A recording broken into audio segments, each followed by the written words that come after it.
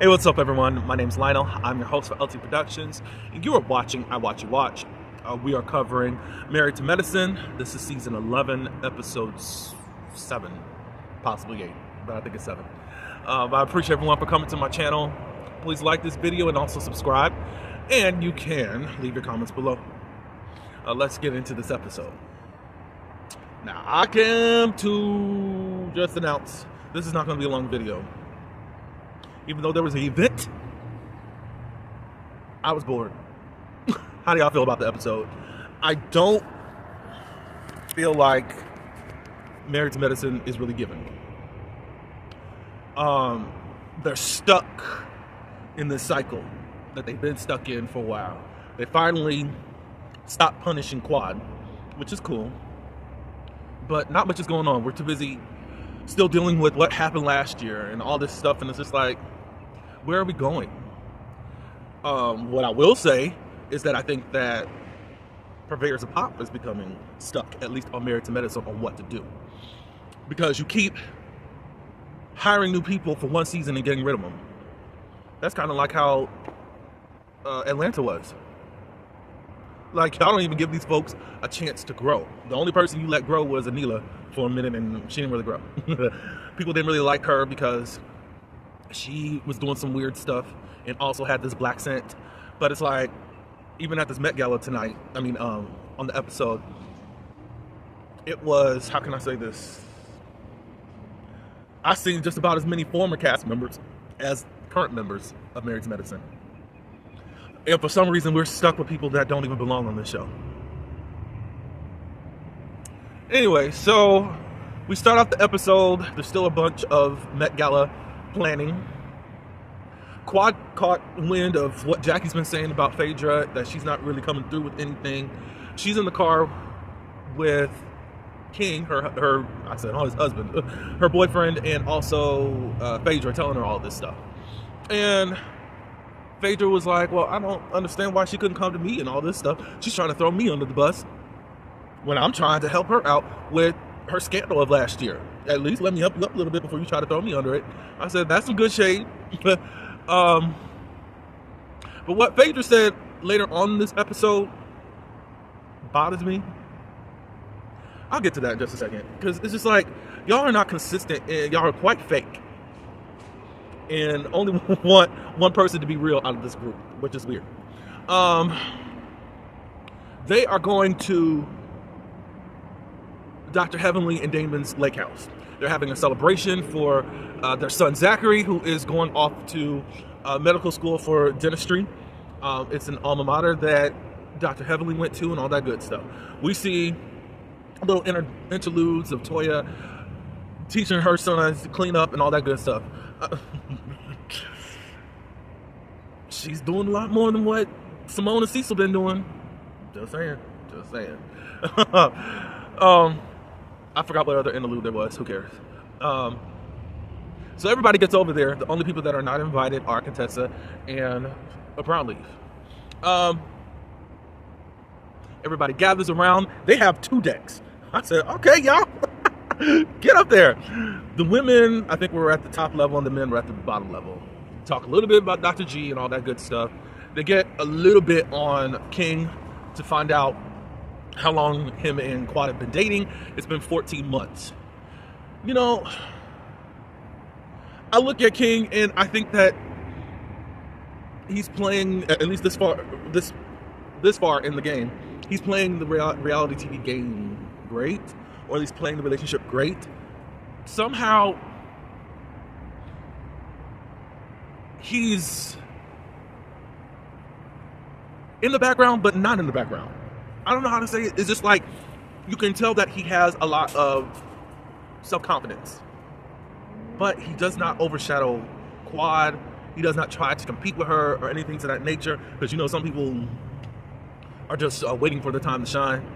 And it's not that way. He just shows up and he's quite a support system. I don't know where she found him. He's a Jamaican. Now, I've heard a lot of women say stuff about Jamaicans. So y'all pray that this guy is legit.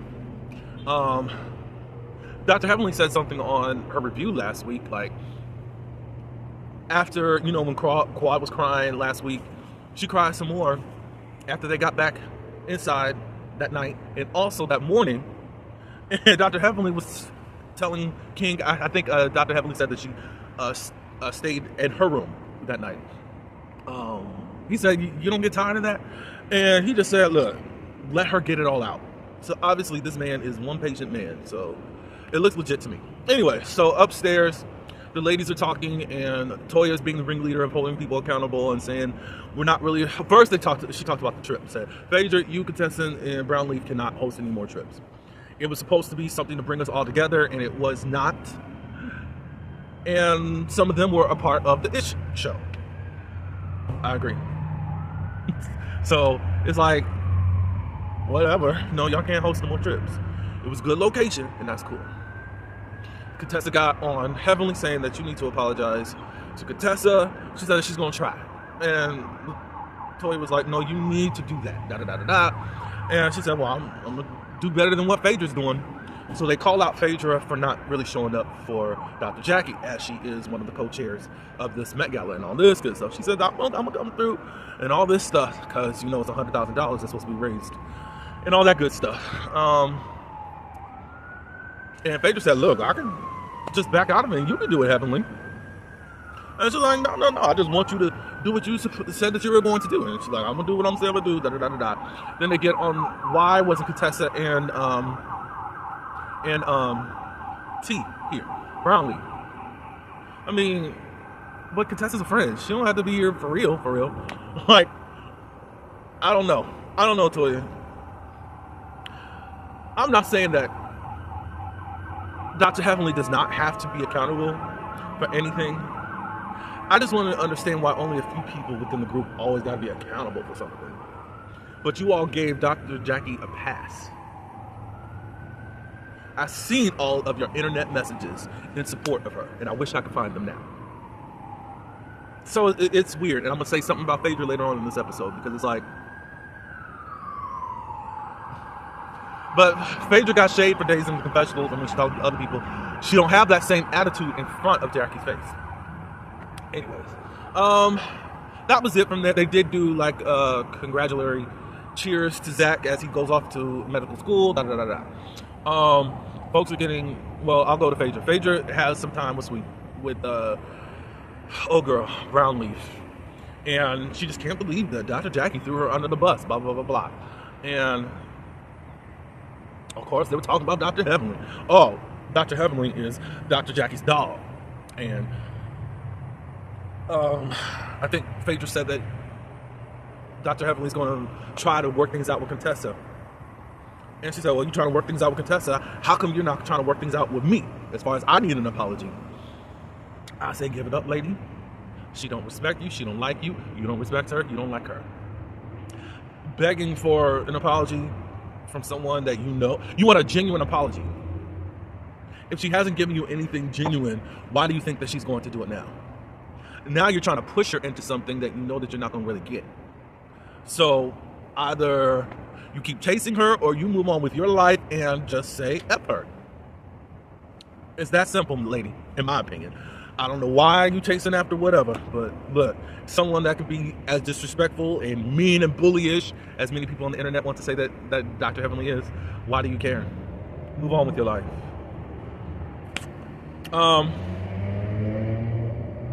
What was I gonna say?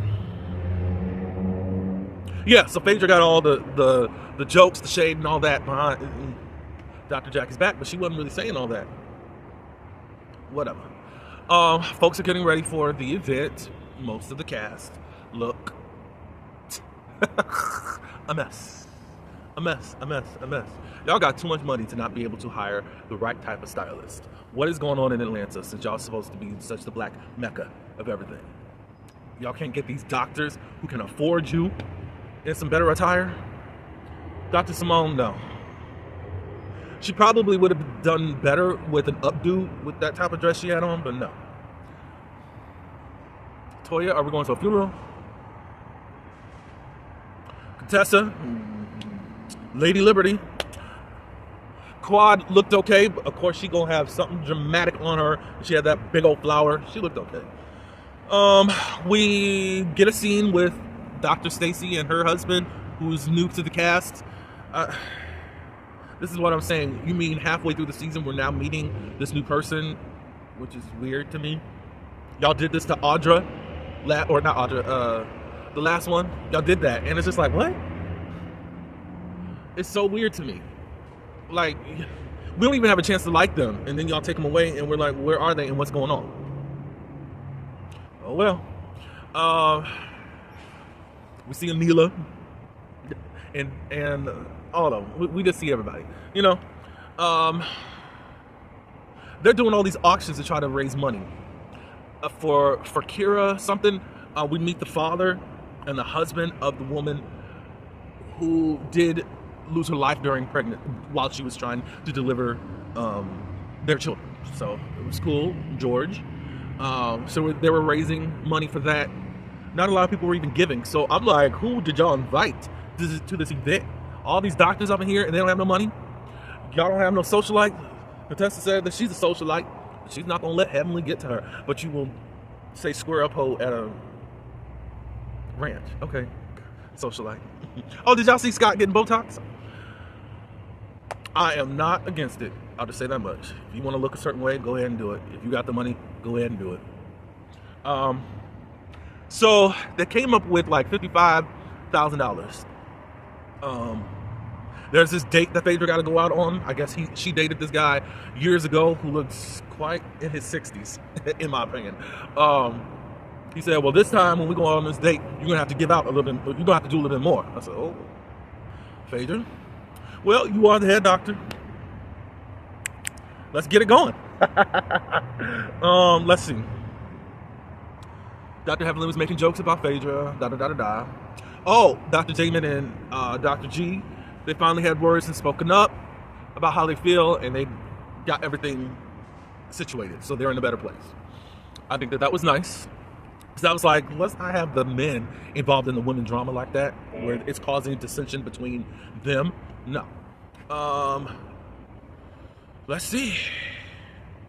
Yeah, this gala didn't really seem very organized. However, Phaedra made up the difference of what wasn't met as the goal, like $47,000 or $46,000. Cool. I'm like, it's cool, but I think that this was kind of like a community effort. It's good that one person can write that heavy amount of check, but obviously you guys don't have people that really want to support you guys and for the cause. And maybe it's because of Dr. Jackie. I don't know. But this is the thing I didn't know.